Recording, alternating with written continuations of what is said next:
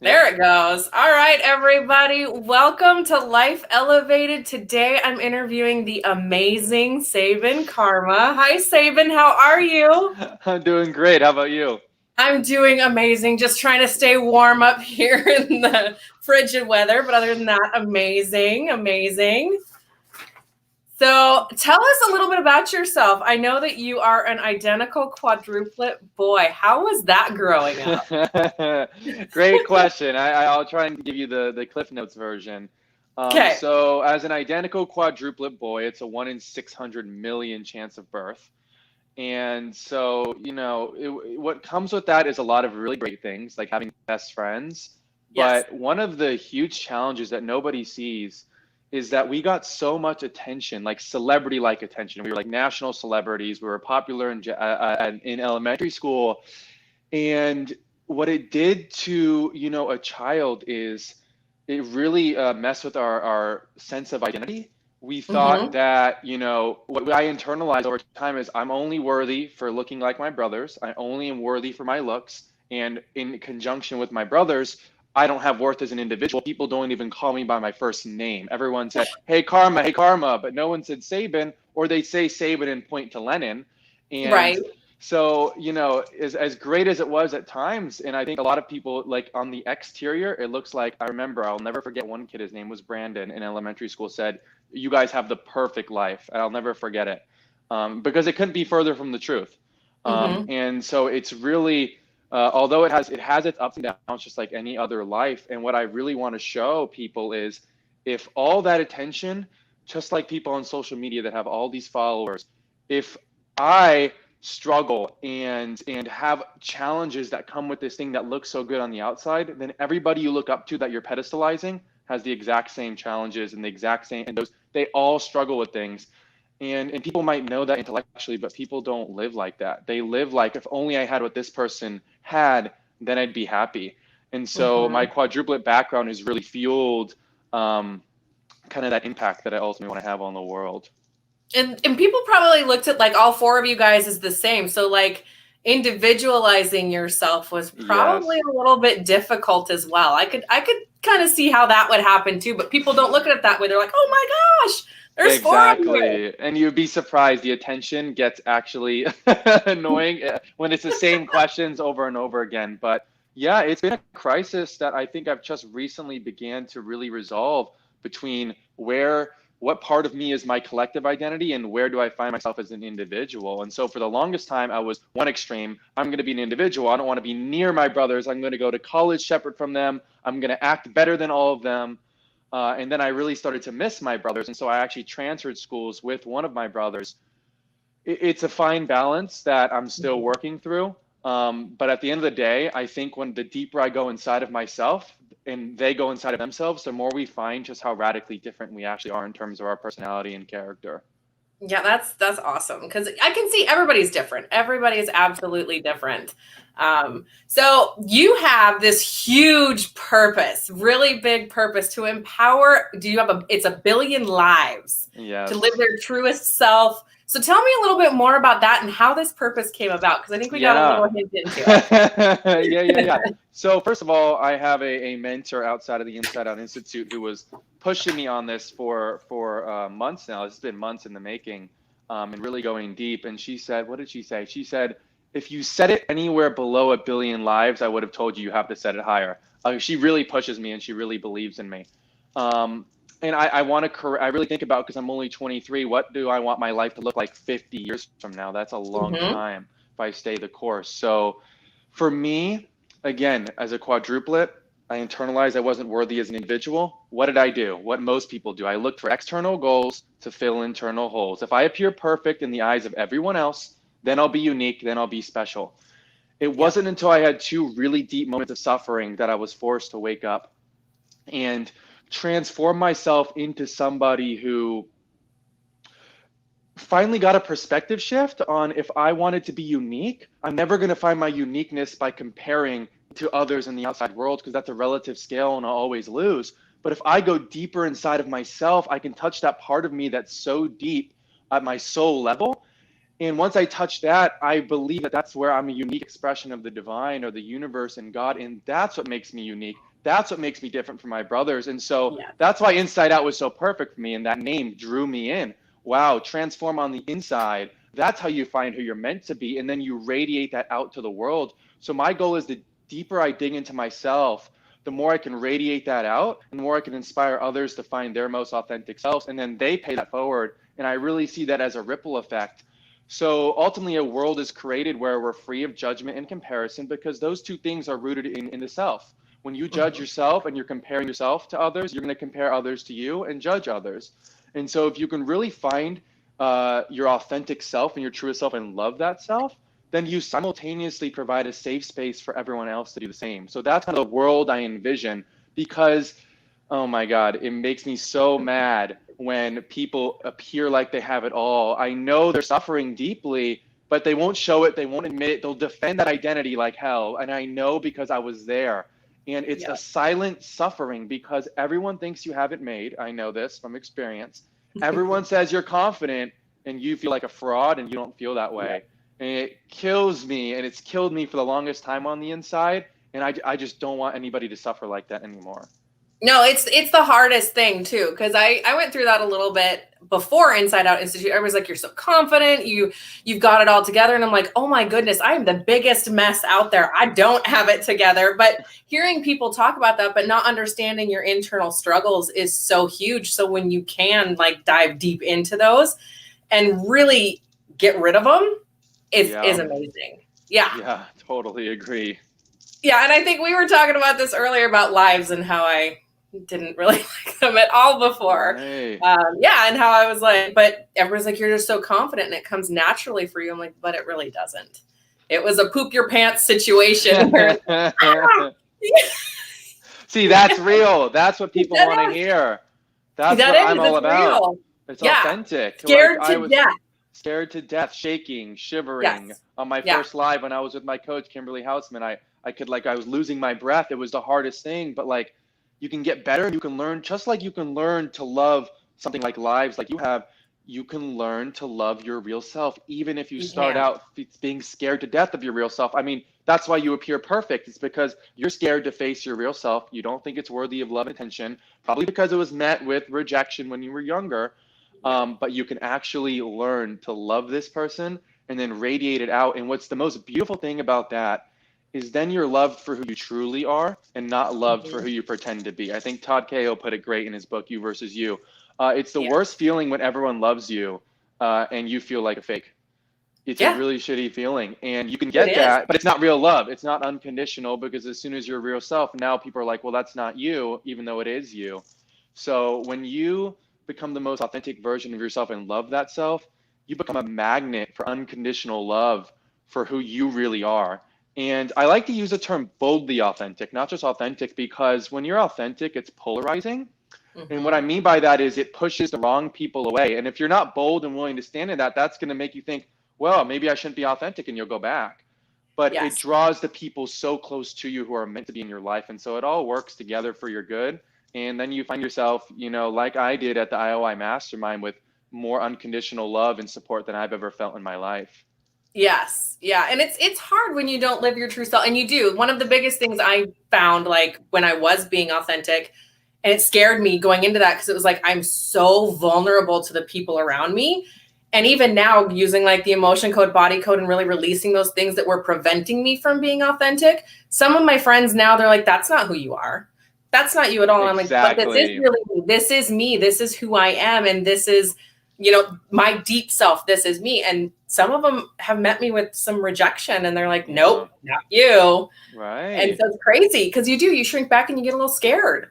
Yeah. And that's where the bold comes in, right? If you weren't bold in your truth, you didn't have that courage, that would have pulled you down. You're right. That wasn't me. What was I thinking? And then you go right back to the self that you weren't happy when you were that person. Yeah. So and I can tell you, the happiness on the other side is so much better than living that fake life that everyone thinks you are. Yes, 100%. And even more than happiness, it's just liberation. It's freedom, and it's inner freedom. The inner freedom to feel at peace with yourself. Even if nobody can see that, you feel it, and you radiate that everyone can feel it. It touches every person you come into contact with. It's the best way, in my opinion, if you really want to help people.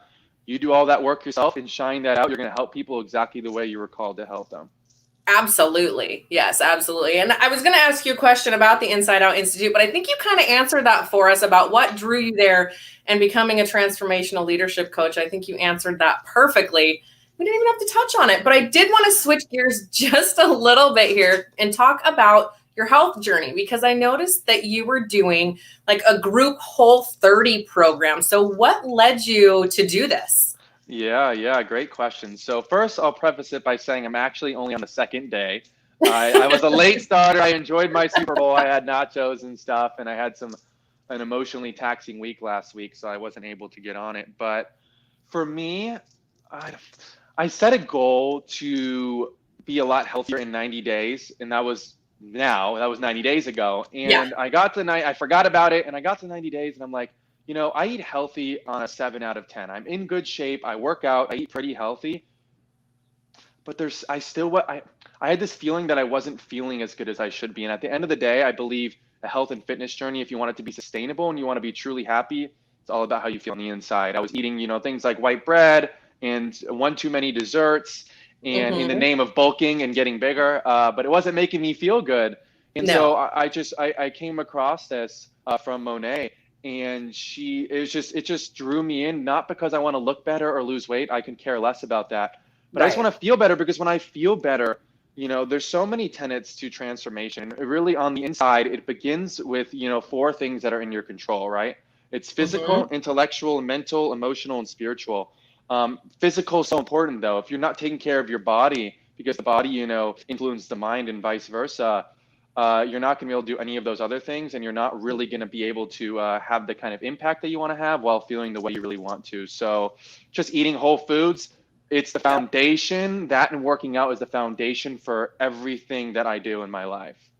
Yeah. And nutrition, I think everybody's kind of scared of it sometimes, but if you don't feel good, like you said, you can't tackle your dreams and goals. You just don't have the energy to do it. And you're like, ugh, I feel like poop. And I did that too, because I kind of got a little off track. And I'm like, I really feel my best when I'm eating whole foods and working out, and just gives me energy and makes me feel good from the inside out. So 100%. super important. Yeah. Yeah, totally. Yeah. So have you used in your health journey, because you said 90 days ago you were, you wanted to get healthy. Have you used the emotion code and body code modality to kind of help you in your health journey? So directly, not yet. And I plan on doing it. But the thing about the emotion and body code in your subconscious is that it multitasks. So as I've cleared things around needing to, appear perfect in the eyes of everyone else, I had a lot of emotional healing on that. Well, guess what comes with that? I don't feel like I have to obsess about the way I look anymore or my body image. Now I can actually eat to feel good and not just to look good.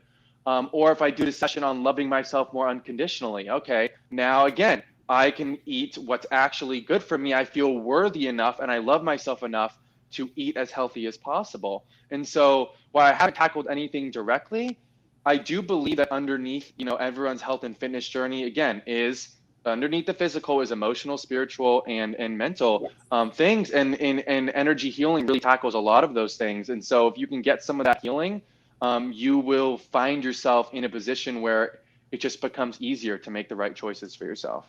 Yeah. And I think the biggest thing when you remove those emotional imbalances and blockages, you're not eating emotionally, which is huge, because so many of us are emotional eaters and drinkers for that matter. So you might be eating and drinking the wrong things and not really realizing it, that you're feeding your emotions. Yeah. And then you think the problem is maybe you hire a coach and you go, well, force me then to stop eating this stuff, but that's not getting to the root. See, energy healing can get to the root. It will identify the trauma that you had at age 8, let's say, where your parents told you, or you were too small in school and you got picked on. So now you think you have to eat and maintain a certain weight that's overweight, and it's an emotional problem. The biggest problem I found with humans in any area of life is we think the problem's up here, and it's usually 7 layers deeper than what we think it is. And so we think the problem is we'll hire a coach, we'll tackle it, and then we wonder why we can't consistently. Why do we go back a month later? This is exactly why we haven't got to the root. And energy healing gets to the root because our conscious brain is limited. We can consciously try and get to the root, but your subconscious is infinitely more powerful. So if you can use that to truly get to the root of the problem, you clear it for good, and then it doesn't show up again. Yeah, because I hired a coach to help me with my nutrition, and I wasn't dealing with the subconscious side until later after this. I completely sabotaged myself, and Yeah. it was like, she's like, eat this, this, and this. Okay. And it was like, okay, well, the weight's not coming off, and it's just not helping me, because behind the scenes, I was sabotaging myself because I wasn't dealing with the real issue. And that has been one of the big things I've worked on too with my emotion code with Ro. We've kind of worked on that a lot with my weight and releasing some of that, because there's a lot going on behind the scenes that no one knows about. That's incredible. And I didn't know that I'd be describing your journey perfectly. It's kind of You funny did. when I gave You my absolutely answer. did. But So it's thank common. you. It's a common thing. Everyone's like, okay, I need to get in shape, trainer, health coach. Like, yes, those are great. There's nothing wrong with them, but they're going to help you build the habits. If you have things that are going to sabotage you from your past, you need to simultaneously let go of the things that are preventing you from doing them through energy and emotional healing and subconscious work, and then build the habits. You do both of those at the same time. Now it's easy. Now it's not this fight and this struggle and it's this war to go to the gym and get up and eat. It's like easy. You don't have to be a fighter anymore in life. No.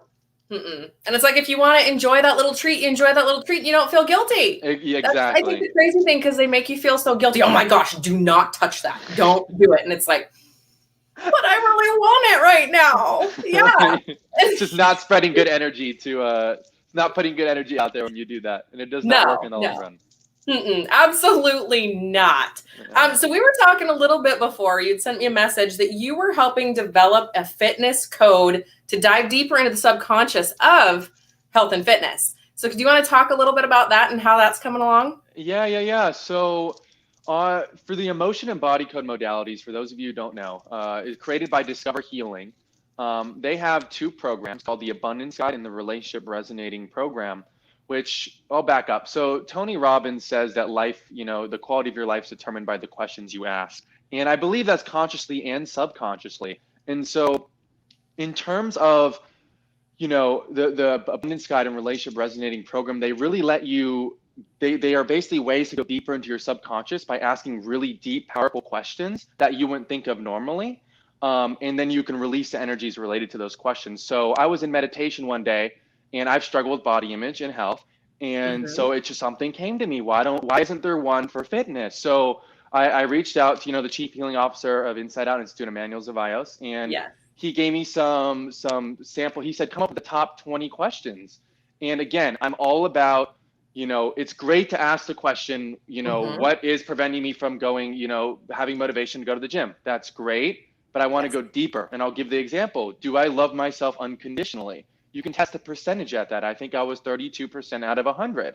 I aligned that to 100% because that's if you can consciously go a couple layers deeper and then work at that root on the energetic level, now you're going to make quantum leaps and transformation. And so me and Farah actually are currently developing it. And we want to give people the right questions so they can go or have their practitioner go in, remove the energies at the deep level, like what's causing me to compare myself to others, not just in the gym, but at everything. And you can release these things. Now you're well on your way to, there's two problems I found with people in working out and eating healthy. They're either not the way they want to be, or they are and they still don't think they're enough. And so we're really trying to tackle it from both angles. I'm kind of on everyone tells me I look great, but I still don't feel jacked enough. So I need this just as much as somebody who's overweight and wants to just lose 50 pounds and has emotional baggage attached to that. We're trying to make it to fit both of those types of people. I think that's amazing, because I think a lot of people do. They'll look at you and be like, oh my goodness, you're in fantastic shape. Yeah. You don't need to work out anymore. What you're doing is just keep going, but that's what is on the outside. It's not what's really going on the inside of us. And I kind of struggle with that too. It's kind of crazy because people are like, you're in great shape. Don't worry about it. And I'm like, no, there's always something more I feel like I should be doing to get to where I feel I need to be. And then you feel worse, right? Because people tell you you're fine. And you're like, what's wrong with you? You're like, what's wrong with me? Everyone's saying I look great. Do I just not see myself right? And it's not fun. It's hard. And it's really hard because you start to question yourself of what is wrong with me? Why don't I feel the way everyone tells me that I look? Right. And that's a lot deeper than body image. That's self-image and self-worth. And so those are the kind of questions that you can do the subconscious work and conscious work. You mix the both, but at that root level. Now you start to, for me, I know why I have my body image issue is not just it's a symptom. But, Yeah. you know, people my whole life have told me, I wish, in recent years especially, I wish you can see me, you know, I wish you can see yourself the way I see you. That always kills me. But it's Yes. something I've had to learn on the inside out, and it's still a process, and I'm still learning to fully love myself. But as I do that, now all these things that I thought were the problem, the body image of that stuff goes away because I tackled it at the root. That's awesome. That is so awesome. I love that because it's true. Yeah. Yeah. Because you're beautiful. You're beautiful inside and out. You really, truly are. Thank you. You are. All right. So what piece of advice do you have for those people that do want to, you know, up their health game? What would you tell them? Yeah, the great question. Okay, so I'm going to pull something from Jay Shetty. I like to reference people that I very much look up to. He says if you want to make change in your life, you need 3 C's for change. You need coaching, you need consistency, and you need community. So coaching at Inside Out, for example, you get subconscious and conscious coaching. There, boom. That's all you need in terms of the coaching. That's incredible. It's going to keep you accountable. It's going to release those energies. In terms of consistency, it's really important to find somebody that's going to keep you accountable. So then you commit to them, or I commit to the coach, I commit to this person, I financially commit. Now I'm more likely to be consistent, and then I put it in my schedule too, so I'm going to be consistent. And the third one is community. Who's going to go on this journey with me? Who has the same desires that I do? Who can I talk to on a Zoom call or phone every single week, and we can discuss how our journeys are going? That's why I'm doing Whole30. If I didn't have that, it would be very much of a struggle, even if I was getting coaching. And coaching isn't always going to be direct coaching. I think direct's better because it's personalized, but it could be a course, an indirect coaching method of a course. That can still help you. But the community thing is so key. And so if you blend those 3 things together, it will help you form not just a health habit, but any habit in your life. So really, I would advise people to consider those 3 things.